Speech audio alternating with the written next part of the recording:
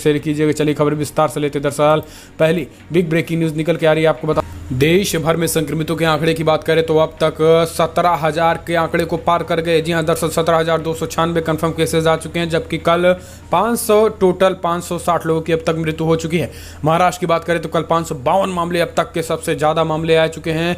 अब तक 4200 मामले हो चुके हैं। दिल्ली में कल 110 मामले सामने आए, टोटल 2000 मामले हो चुके हैं, जबकि गुजरात में 367 मामले सामने आए, टोटल 1743 हो चुके हैं। राजस्थान में कल 127 मामले सामने आए, टोटल 1478 हो चुके हैं। तमिलनाडु में कल 105 मामले सामने आए, टोटल 1477 हो चुके हैं। मध्य प्रदेश में कल 5 मामले आए, टोटल 1407 मामले हो चुके हैं। और इस बीच उत्तर प्रदेश में भी 125 मामले सामने आए, टोटल 1099 मामले हो चुके हैं। तेलंगाना में भी 49 मामले सामने आए, टोटल 458 मामले हो चुके हैं। आंध्र प्रदेश में भी 44 मामले सामने आए, टोटल 647 मामले हो चुके हैं। केरला में भी कल 2 मामले सामने आए, टोटल 401 हो चुके हैं। कर्नाटका में कल 6 मामले सामने आए, टोटल 390 हो चुके हैं, जबकि जम्मू कश्मीर में भी 9 मामले सामने आए, टोटल 350 हो चुके हैं। पश्चिम बंगाल में 23 मामले सामने आए, टोटल 310 हो चुके हैं। हरियाणा में कल 18 मामले सामने आए, टोटल 250। पंजाब में कल 10 मामले सामने आए, टोटल 244। बिहार में कल 7 मामले सामने आए, टोटल 93। ओडिशा में कल 1 भी मामले नहीं है, टोटल 61 हो चुके हैं। उत्तराखंड में कल 2 मामले सामने आए, टोटल 44। झारखंड में कल 8 मामले सामने आए, टोटल 41 हो चुके हैं, जबकि हिमाचल प्रदेश में 39 ही हैं। छत्तीसगढ़ में भी 36 ही हैं। असम में 34 हैं, जबकि चंडीगढ़ में 3 हैं मामले सामने आए, टोटल 26 हो चुके हैं।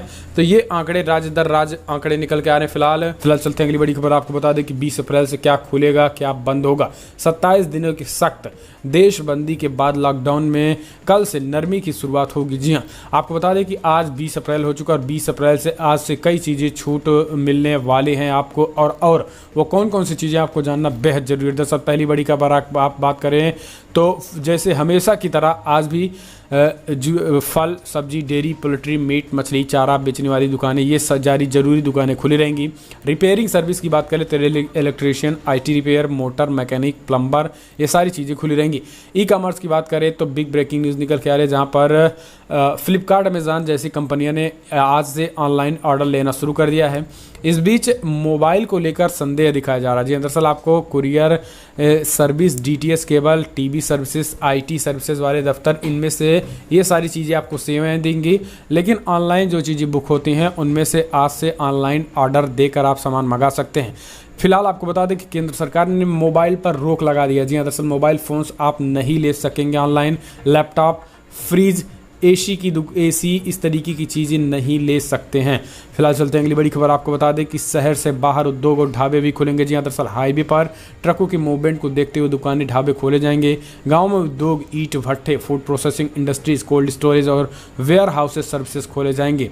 ग्राम पंचायत स्तर पर सरकार की मंजूरी वाले कॉमन सर्विस सेंटर भी खोले जाएंगे। इसके साथ ही कंस्ट्रक्शन का भी काम शुरू हो जाएगा, चाहे शहरी क्षेत्र के बाहर सड़क, सिंचाई, बिल्डिंग, अक्षय ऊर्जा और सभी तरह के इंडस्ट्रियल प्रोजेक्ट में कंस्ट्रक्शन का काम शुरू होगा। इस बीच उद्योगों में बात करें तो छोटे मोटे उद्योग, चाय, कॉफी, रबर, काजू की प्रोसेसिंग, पैकेजिंग, मार्केटिंग और बिक्री कामगारों के साथ शुरू हो जाएगी। 50% कामगारों को आप रख सकते हैं। इस बीच दूध से जुड़े उत्पादों का भी कलेक्शन हो सकता है। इतनी सारी चीज़ें काम चालू होंगी। जो पहले से जो चालू थी उसमें थे bank, ATM, petrol pump, CNG, LPG और NPLG की सप्लाई भी होगी।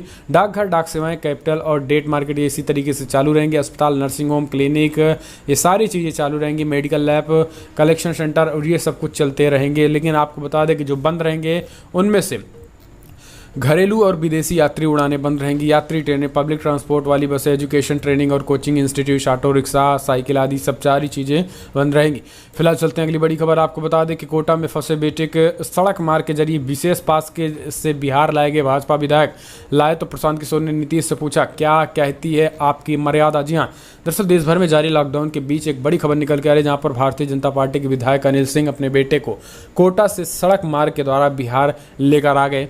इस पर भाजपा विधायक ने सफाई देते हुए कहा है कि मेरा बेटा कोटा में परेशान था, मैंने लॉकडाउन का उल्लंघन नहीं किया है और जिला प्रशासन की अनुमति और सरकार के दिशा निर्देश का पालन करते हुए अपने बेटे को लाया।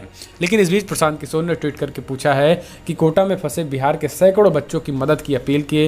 नीतीश कुमार ने यह कहकर खारिज कर दिया कि ऐसा करना लॉकडाउन की मर्यादा के खिलाफ होगा। अब उन्हीं की सरकार ने बीजेपी के एक MLA को कोटा से अपने बेटे को लाने के लिए विशेष अनुमति दी है। नीतीश जी, अब आपकी मर्यादा क्या कहती है। तरीके से सवाल खड़े होकर रहे। फिलहाल चलते हैं अगली बड़ी खबर। आपको बता दें कि कन्हैया कुमार ने मोदी सरकार पर बोला हमला। जी हाँ, आपको बता दें उन्होंने कहा कि जब कोरोना के चलते जेल से कैदियों को रिहा करने पर रोक है और रिहा किया जा रहा है, यानी कैदियों को जब रिहा एक तरफ किया जा रहा है तो दूसरी तरफ राजनीति से प्रेरित होकर कई लोगों को गिरफ्तार क्यों किया जा रहा है। ये राजनीतिक दुश्मनी निकालने का समय नहीं है। इन हरकतों के महामारी के प्रति गंभीरता को लेकर सवाल खड़े होते हैं कि इतनी बड़ी महामारी और इस तरीके से सरकार राजनीतिक प्रतिद्वंदिता कर रही है। फिलहाल चलते हैं अगली बड़ी खबर कन्हैया कुमार से। अगर आप बातों से सहमत हैं तो कमेंट के माध्यम से अपनी राय देना ना भूलें। चलते हैं अगली बड़ी खबर। लॉकडाउन 2.0 की छूट पर केंद्र और राज्यों में उभरे मतभेद। जी हां, टकराव बढ़ गया है केंद्र और राज्यों में। दरअसल गृहमंत्री अमित शाह को देने पड़ रहे हैं आदेश। दरअसल आपको बता दें कि बिग ब्रेकिंग न्यूज़ निकल के आ रही है, जहां पर महाराष्ट्र, उड़ीसा व राजस्थान आदि 7 पश्चिम बंगाल आदि जैसे राज्यों ने ई कॉमर्स कंपनियों को जरूरी और गैर जरूरी वस्तुओं का कारोबार करने की इजाज़त दी है। इसके अलावा पश्चिम बंगाल की ममता बनर्जी ने दुकानों को खोलने पर भी कई गाइडलाइंस जारी किए गए हैं और ऐसे में कई जूट की फैक्ट्रियों को भी उन्होंने खोलने के आज से ऐलान कर दिए हैं। लेकिन इन सब को देखते हुए, कई ऐसे राज्यों को प्रतिक्रियाओं को देखते हुए केंद्र सरकार और राज्यों के बीच टकराहट देखी जा रही है। यही कारण है गृहमंत्री अमित शाह ने एक अलग से उन्होंने एडवाइजरी जारी करते हुए मतभेद को उन्होंने बताया। उन्होंने कहा कि अलग से एडवाइजरी जारी करते हुए तमाम राज्यों को इस तरीके से ना छूट देने की बात की। उन्होंने कहा कि कारोबार में ऑनलाइन कारोबार की बात करें तो गृह मंत्रालय के कुछ अलग आदेश हैं जबकि राज्य कुछ अलग काम कर रहे हैं। इसको लेकर मतभेद उत्पन्न हो गए। फिलहाल चलते हैं अगली बड़ी खबर। मौलाना साद ने जारी किया ऑडियो संदेश, कहा बीमारी का इलाज जरूरी है, सरकार का रसूल करीम बाद। मेरे अजीज दोस्तों और बुजुर्गों भाइयों, हर खैर और शर का अल्लाह ही खालिक और मालिक है। हर हाल तने तनहा अल्लाह के हुक्म से आता है। हर हाल के आने का ताल्लुक़ बराह रास्त अमाल से है। इस वक्त सारा आलम एक वबा का शिकार है और ये बात यकीनी है कि यह वबा हमारे बुरे अमाल की बदली हुई सूरत है। जब बंदा अपने बनाने वाले से दूर हो जाता है तो बनाने वाला इसको अपने करीब लाने के लिए इस पर हालात लाता है। इसलिए एक अहम दरख्वास्त करनी है। इस वबा से निपटने के लिए ज़रूरी है कि दावत व तबलीग से वाबस्ता अफराद जहाँ कहीं भी हैं और ज़िला की इंतज़ामिया और हुकूमत उनको टेस्ट करने या क्वारंटाइन करने के लिए ले जाना चाहती है तो इंतज़ामिया का इसमें पूरा ताउन करें, इंतज़ामिया का पूरा साथ दें। किसी भी बीमारी का इलाज करना इंतहाई ज़रूरी है, इसलिए इसका एहतमाम करें और अल्लाह रब्बुल इज़्ज़त की तरफ दुआ और सदक़ात और रात के क़याम और तहज्जुद और सातुल हाजा के ज़रिए मुतवज्जे रहें। नीज़ अपने ज़रूरतमंद पड़ोसियों का ख्याल करें।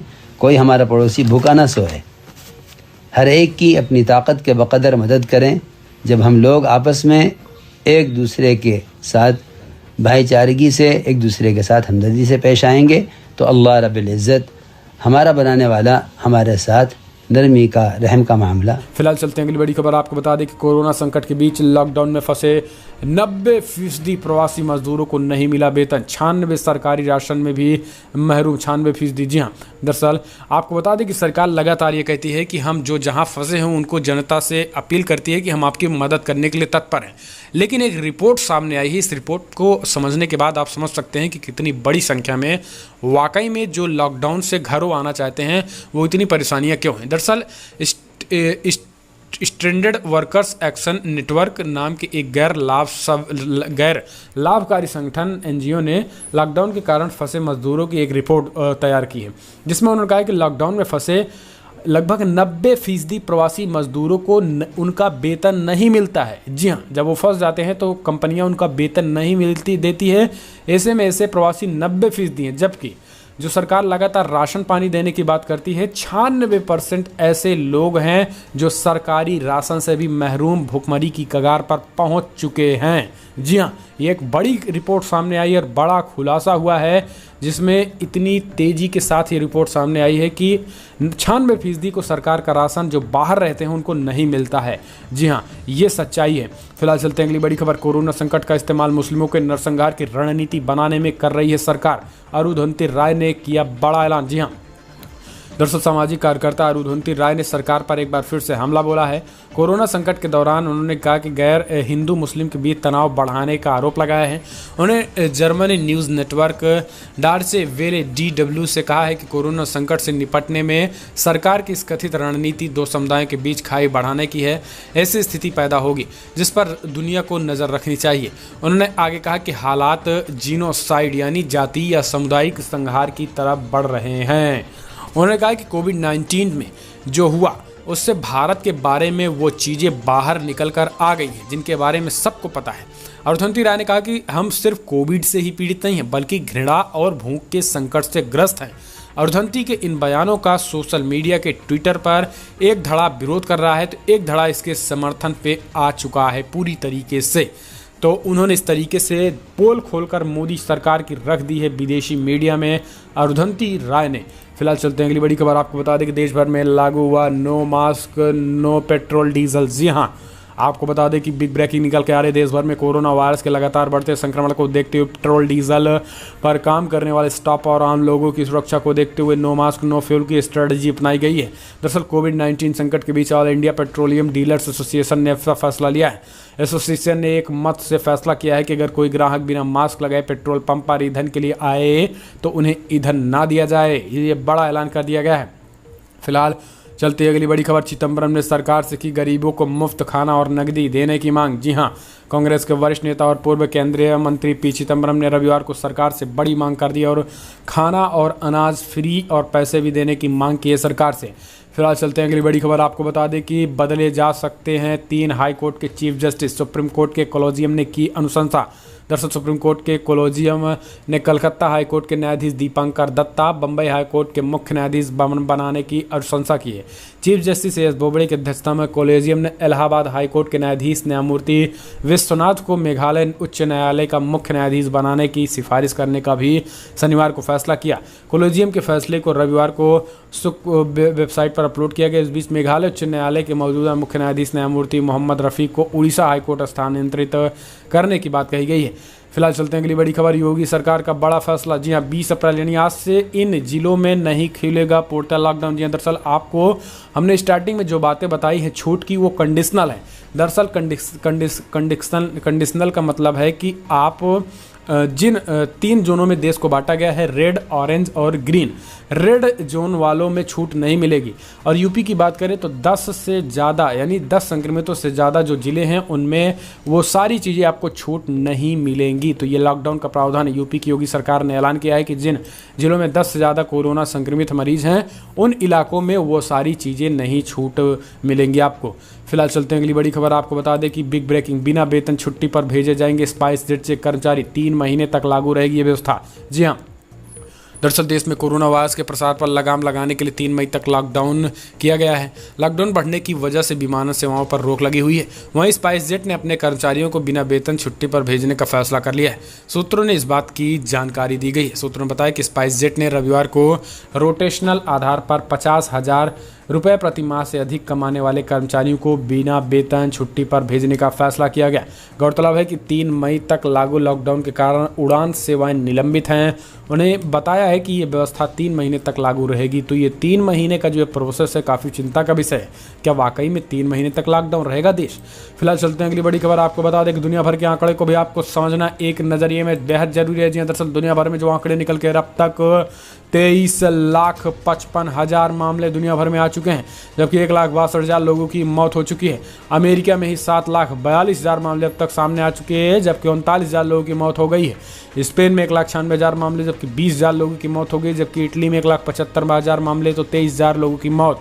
जर्मनी में 1,44,000 मामले तो 4500 लोगों की मौत। जबकि ब्रिटेन में 1,20,000 लोगों की संक्रमित तो 16,000 लोगों की मौत हो चुकी है। दुनिया भर का आंकड़ा निकल के आया है। फिलहाल चलते हैं अगली बड़ी खबर। मध्य प्रदेश में कोरोना संकट पर कांग्रेस ने भाजपा पर साधा निशाना, पूछे 10 सवाल। जी हां, आपको बता दें कि बिग ब्रेकिंग निकल के आ रही है, जहां पर मध्य प्रदेश कांग्रेस ने शिवराज सरकार से सवाल किया है। दरअसल मध्य प्रदेश में लगातार बढ़ रहे कोरोना वायरस के बीच राजनीतिक जंग भी लगातार जारी है। कांग्रेस ने कोरोना संक्रमण की स्थिति को लेकर मुख्यमंत्री शिवराज से 10 सवाल पूछे। उन्होंने कहा कि आखिर इतनी तेजी से प्रसार हो रहा है, इसमें मध्य प्रदेश की सरकार पूरी तरीके से फेल हो चुकी है और शिवराज सरकार आटा चोर हो चुकी है इस समय। जी हाँ।